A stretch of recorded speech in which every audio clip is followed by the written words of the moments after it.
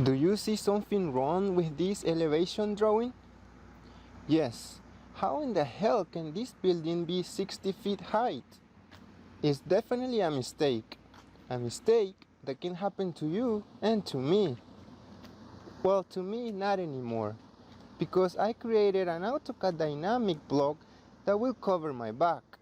This means not only will I save time by letting Autocad calculate my building heights, but also if I ever miss to update any of my elevation tags, Autocad will got me covered. Welcome to another episode of Autocad Dynamic Blocks.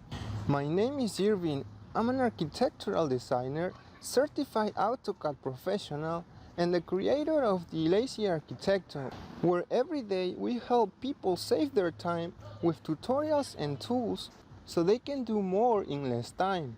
So if you like this kind of content, hit that subscribe button. Let's get started.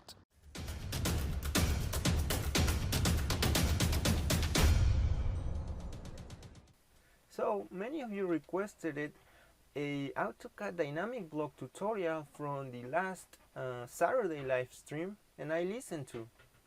So this video goes like this. First, we're gonna create a elevation height block. You might know it as elevation label, elevation marker block, and so on. So second, we're gonna use a field expression combined with a math calculation to make AutoCAD calculate the height of our building automatically. And finally, I'll show you how to customize AutoCAD so you can have your smart block available to use it in any drawing. So let's start drawing a elevation label block. So to start, let's draw a line that is gonna be 15 feet in length. And once we have this line, now let's draw a circle using the C shortcut, and a radius is gonna be 9 inches. Once we have that, let's move it from one of the sides over here, and let's move it about 4 inches. Let's draw now one more line that is gonna be 2 feet 1.5 inch, and let's move it 4 inches up like so. So once we have that, let's now change this line to a center line.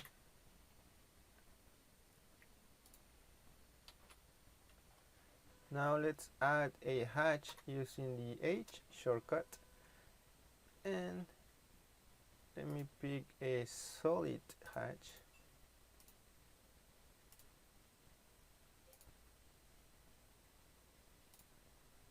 And let's hatch this area and this other area and click OK.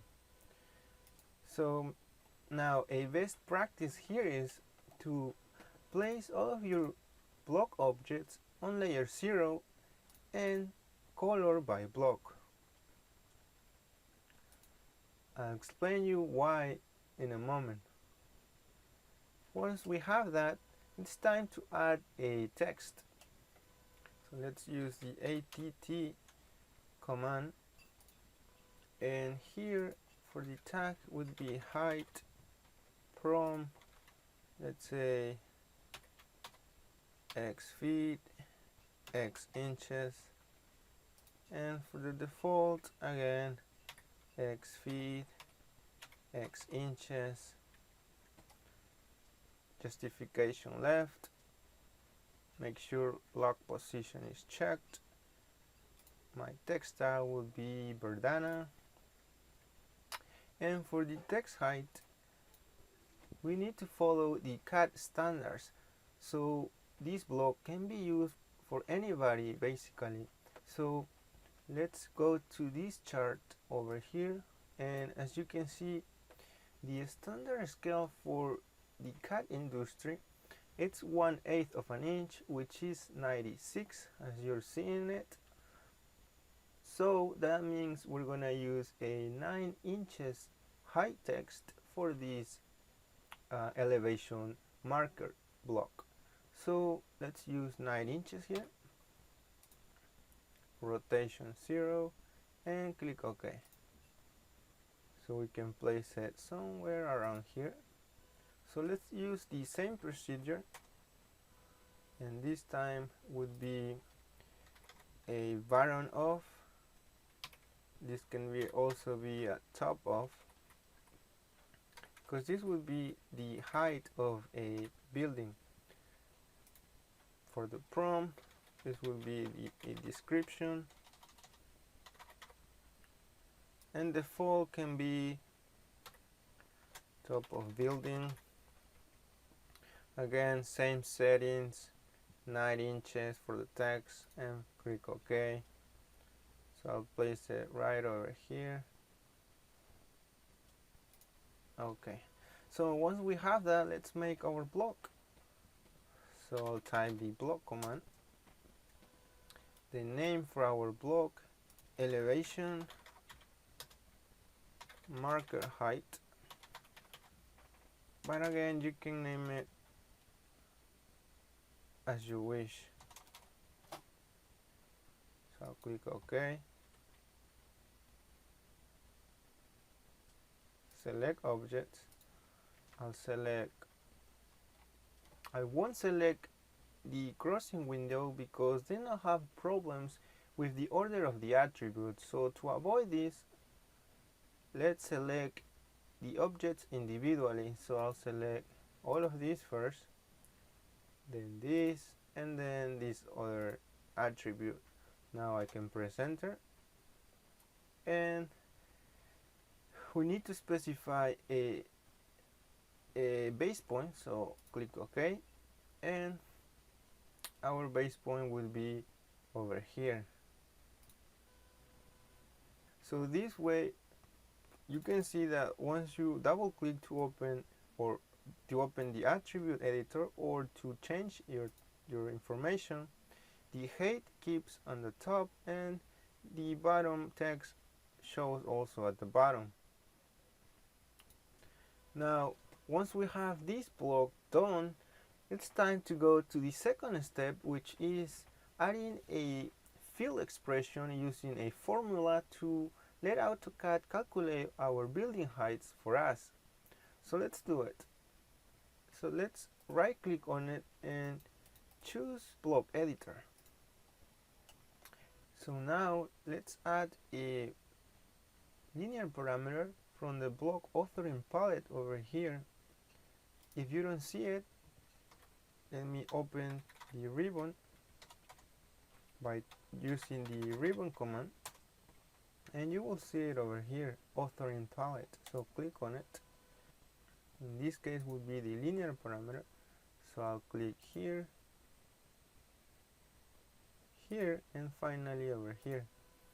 As you can see, an exclamation mark is showing over here, and this basically means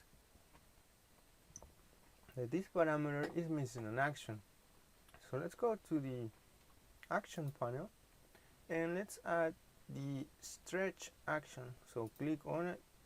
Following the instructions, let's select this parameter, and the area will specify the point associated with this action will be over here. Click, and then the area to be stretched will be here to over here. Finally, let's select the objects and press enter. As you can see, the exclamation mark is still showing because of this side. So let's do the same procedure. Stretch, select this parameter, specify the insertion point, which will be over here, the area to be stretched over here, and the object to be stretched will be over here, and press enter. So let's quickly test this dynamic block by typing the test block command, and if we stretch this line, you can see that it's stretching accordingly, as well as this other line. So we're doing good so far. Now, like I said, if you want to make this block available to any person, if this person will mirror this block like so, you can see that once you start implementing a text, let's say building of top of storefront, you can see that your text wouldn't show correctly. This is why we need one more parameter in action. So let's close the test block editor. Let's add a point parameter. So let's click over here and over here. Again, repeat the same point, and let's click over here and over here. Now let's go to the actions panel and let's add the move action. Let's select this parameter and the object would be this. Press enter, and finally the same procedure using the move. Select this parameter, select the object and press enter. So let's quickly test this using the block test command, and we select our dynamic block this time, and we say we're gonna mirror this. Oops. Let me undo that, and to avoid this, let's use the mirror text system variable and let's set it to 0.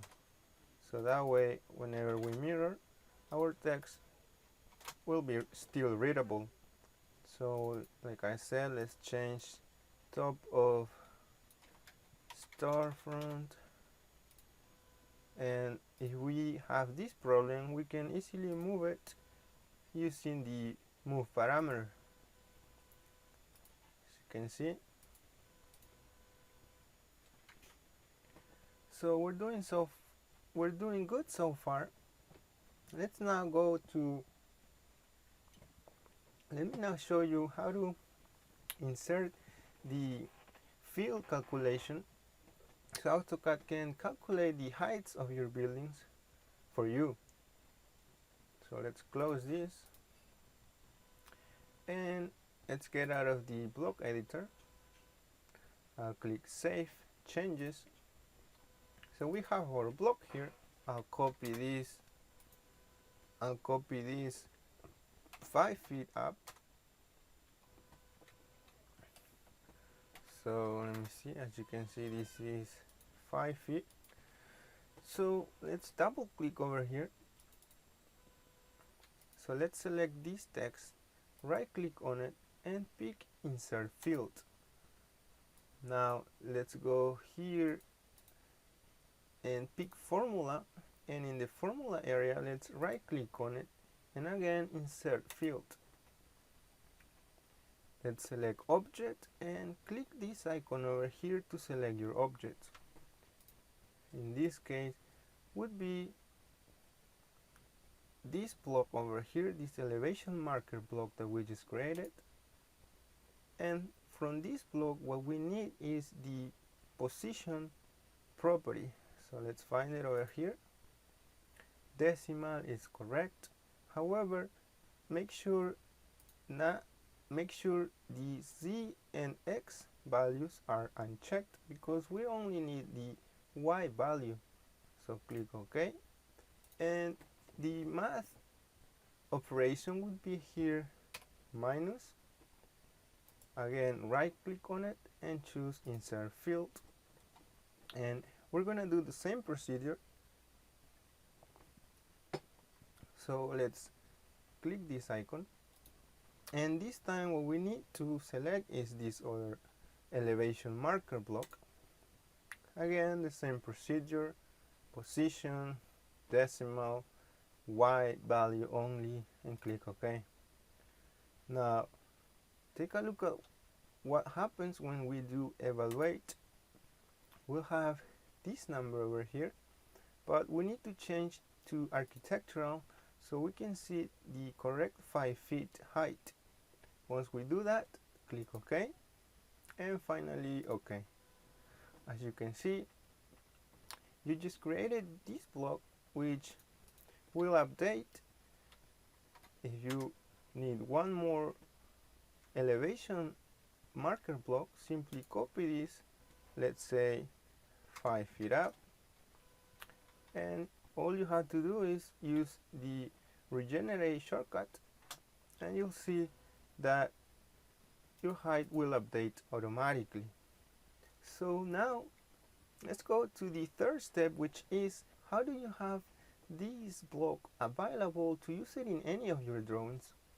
For this, let's open the tool palette by typing the Ctrl+3 shortcut,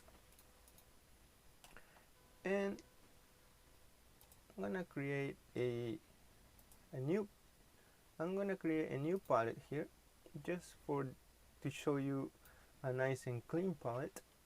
And what we need to do is select 2 of these blocks, because remember they work together. So I'll select these 2 blocks and then create a new block.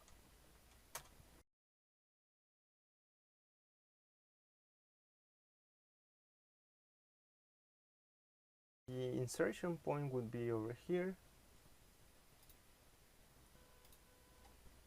So once you have this, you can click on it and drag it to your tool palette. Oops, we have an error here.